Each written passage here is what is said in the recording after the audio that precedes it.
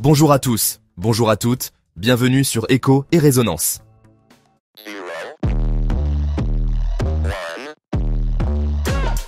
Let's get started.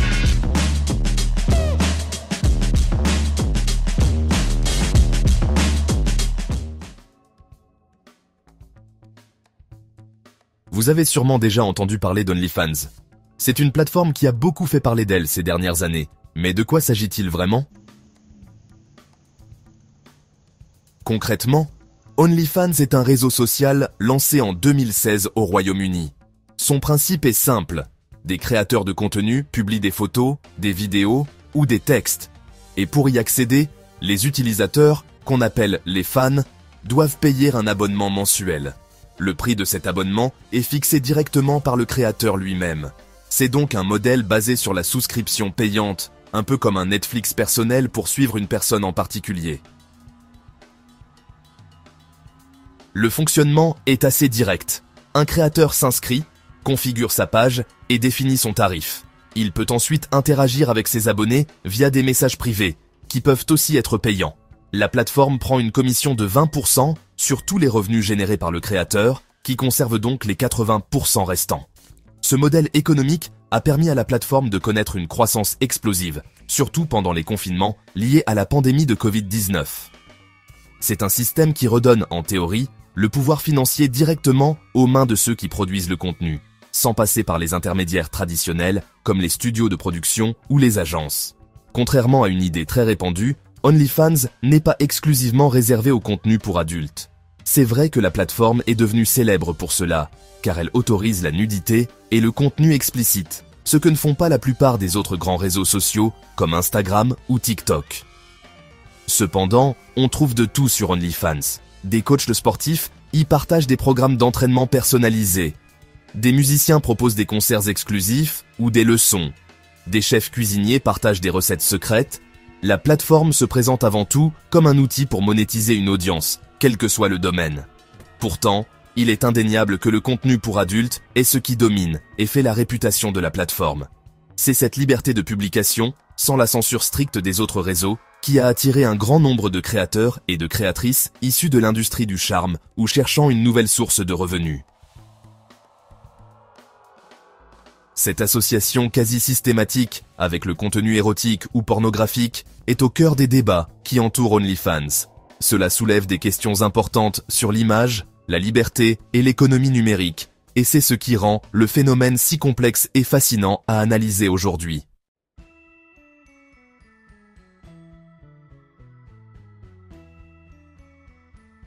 L'attrait principal d'OnlyFans pour les créateurs, c'est la promesse de contrôle et d'indépendance.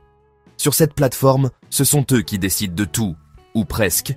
Ils choisissent le type de contenu qu'ils veulent publier, fixent leurs propres tarifs d'abonnement et gèrent directement la relation avec leur communauté. C'est une rupture majeure avec les modèles économiques plus traditionnels, où les artistes ou les travailleurs du sexe sont souvent dépendants d'agences, de producteurs ou de plateformes qui imposent leurs règles et prennent une part beaucoup plus importante des revenus. Ici, le créateur est son propre patron. Cette indépendance financière est un argument très puissant. Garder 80% de ses gains est une proposition très attractive, surtout quand on compare aux pourcentages bien plus faibles offerts par d'autres plateformes ou industries. Pour beaucoup, c'est l'opportunité de transformer une passion ou une activité en une véritable carrière, avec des revenus potentiellement significatifs et directs. L'idée de ne plus avoir de patron, de gérer son propre emploi du temps et de travailler de n'importe où dans le monde est un rêve pour de nombreuses personnes. La plateforme offre les outils pour construire sa propre entreprise en ligne, en monétisant directement son image et ses compétences. L'accessibilité mondiale est un autre facteur clé du succès d'OnlyFans auprès des créateurs. Tout ce dont on a besoin pour commencer, c'est d'un smartphone et d'une connexion Internet. Il n'y a pas de barrière à l'entrée, pas de diplôme requis, pas de processus de sélection complexe. N'importe qui, de n'importe quel pays, peut potentiellement créer un compte et commencer à générer des revenus.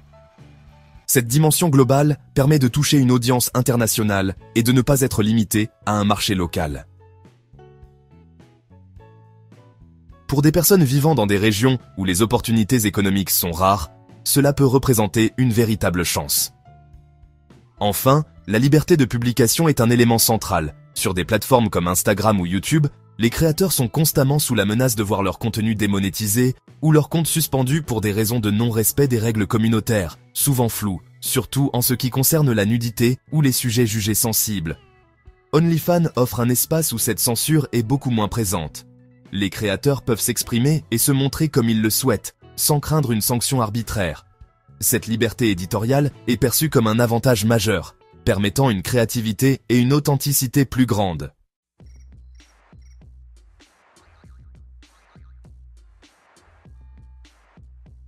Si la promesse d'OnlyFans est séduisante, la réalité est souvent bien plus compliquée.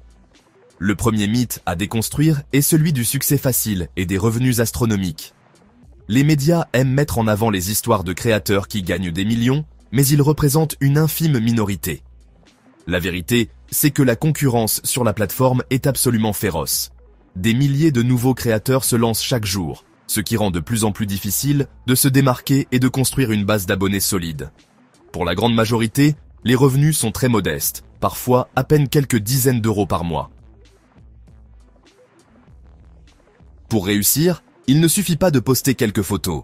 Cela demande un travail énorme et constant de promotion sur d'autres réseaux sociaux, comme Twitter, Instagram ou TikTok, pour attirer des abonnés. C'est un véritable travail de marketing à plein temps. De plus, il y a une pression implicite à toujours produire plus de contenu, et surtout, du contenu de plus en plus intime ou explicite pour retenir les abonnés ou en attirer de nouveaux. Ce qui commence par des photos artistiques peut rapidement dériver vers des demandes beaucoup plus poussées de la part des fans.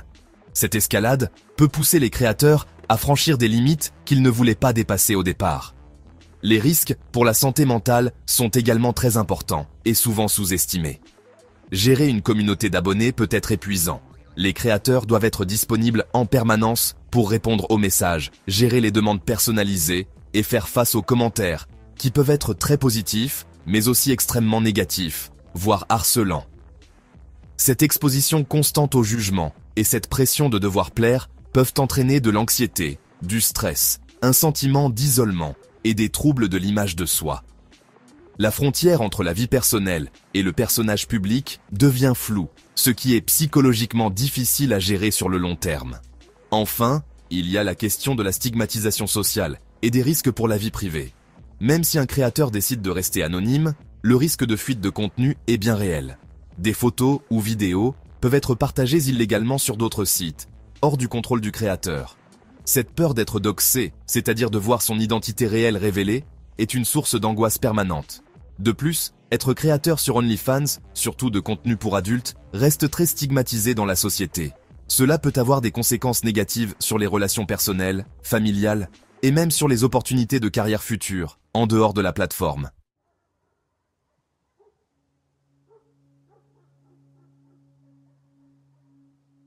Alors, le phénomène OnlyFans nous pousse vraiment à nous interroger sur des questions de fond concernant nos valeurs.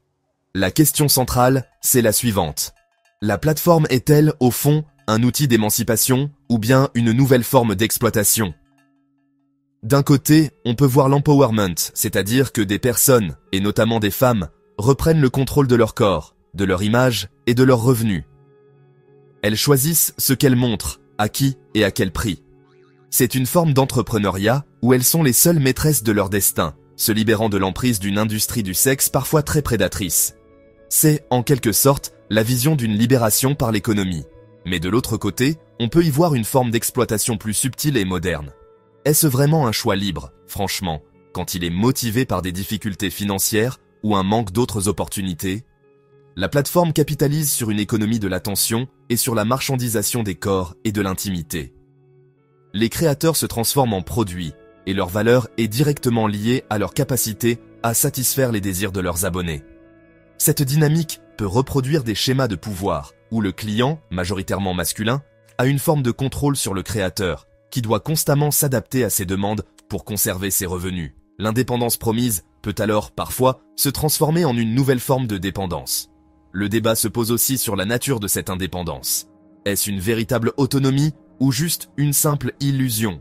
Être son propre patron sur OnlyFans, ça veut aussi dire être son propre agent, son propre community manager, son propre comptable et son propre soutien psychologique.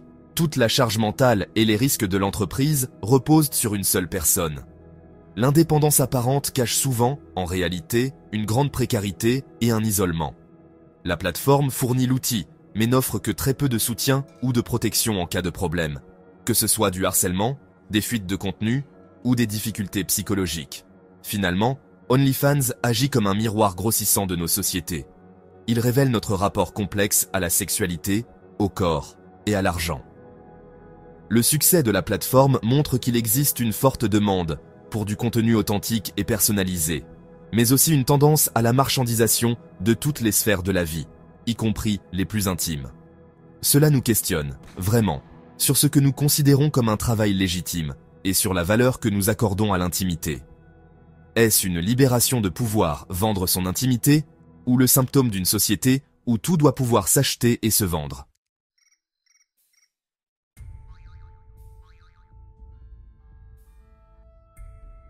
Il est important de comprendre que le succès d'OnlyFans ne sort pas de nulle part.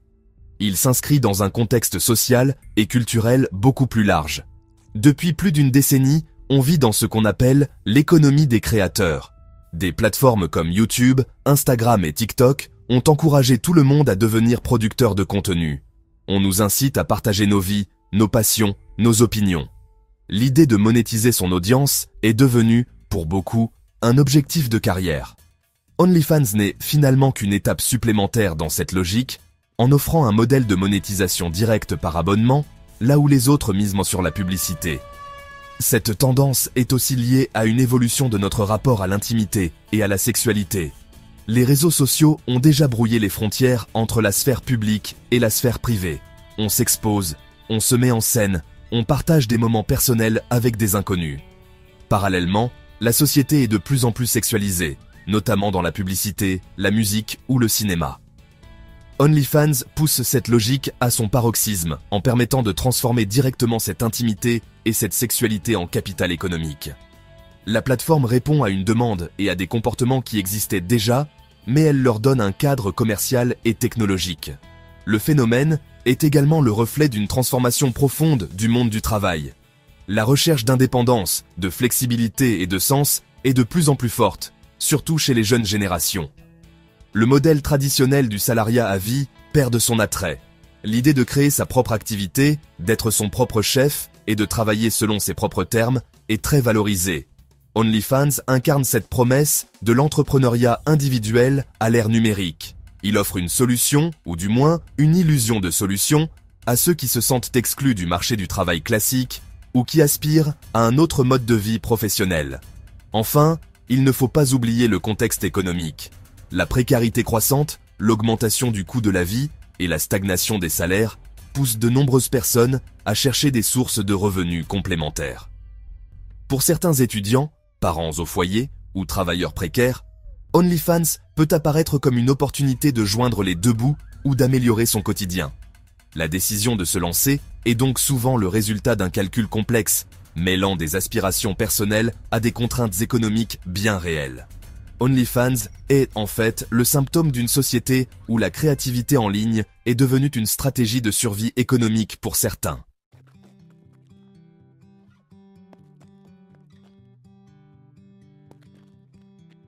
Au final, il est difficile de porter un jugement définitif et manichéen sur OnlyFans. La plateforme n'est ni totalement bonne, ni totalement mauvaise. Elle est avant tout un outil technologique, et comme tout outil, son impact dépend de la manière dont il est utilisé, par qui et dans quel contexte. Pour une minorité de créateurs, c'est un formidable levier d'émancipation financière et de liberté créative. C'est une chance de reprendre le pouvoir sur leur carrière, de construire une communauté fidèle et d'atteindre une indépendance qu'ils n'auraient jamais pu espérer autrement. Ces succès, bien que rares, sont réels. Cependant, pour la grande majorité, le chemin est semé d'embûches.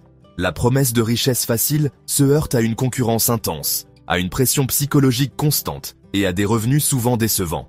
Les risques liés à la santé mentale, à la stigmatisation sociale et à la perte de contrôle sur son propre contenu sont bien réels et ne doivent jamais être minimisés. L'indépendance promise peut rapidement se transformer en une forme d'auto-exploitation, où le créateur doit sans cesse repousser ses propres limites pour satisfaire un marché exigeant et volatile. Le rêve d'être son propre patron peut virer au cauchemar de la solitude et de la précarité. OnlyFans est donc un miroir de nos contradictions. Il incarne à la fois le désir de liberté individuelle et les dérives d'une marchandisation de l'intime. Il met en lumière le potentiel de l'économie numérique pour redistribuer le pouvoir, mais aussi ses dangers en termes d'exploitation et de pression psychologique. Le phénomène nous oblige à réfléchir à la valeur que nous accordons au travail, à l'image et à l'intimité dans un monde de plus en plus connecté. Il n'y a pas de réponse simple, seulement une série de questions complexes que chacun doit se poser. La décision de se lancer sur une plateforme comme OnlyFans est donc profondément personnelle et ne doit pas être prise à la légère. Il est crucial de s'informer, de peser le pour et le contre, et d'être conscient de tous les risques encourus. Est-ce une véritable forme de libération que de monétiser son corps et son intimité? Ou est-ce une nouvelle prison dorée, où la liberté apparente n'est qu'une illusion dictée par les lois du marché? La question reste ouverte, et elle nous invite à une réflexion essentielle sur le monde que nous construisons, un clic après l'autre.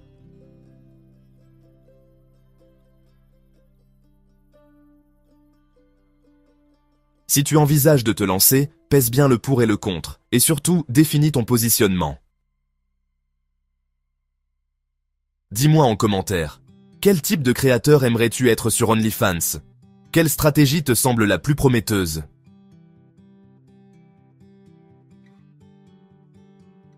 Si cette vidéo vous a plu, n'oublie pas de liker, t'abonner et d'activer la cloche pour ne rien rater. À très vite pour une nouvelle vidéo.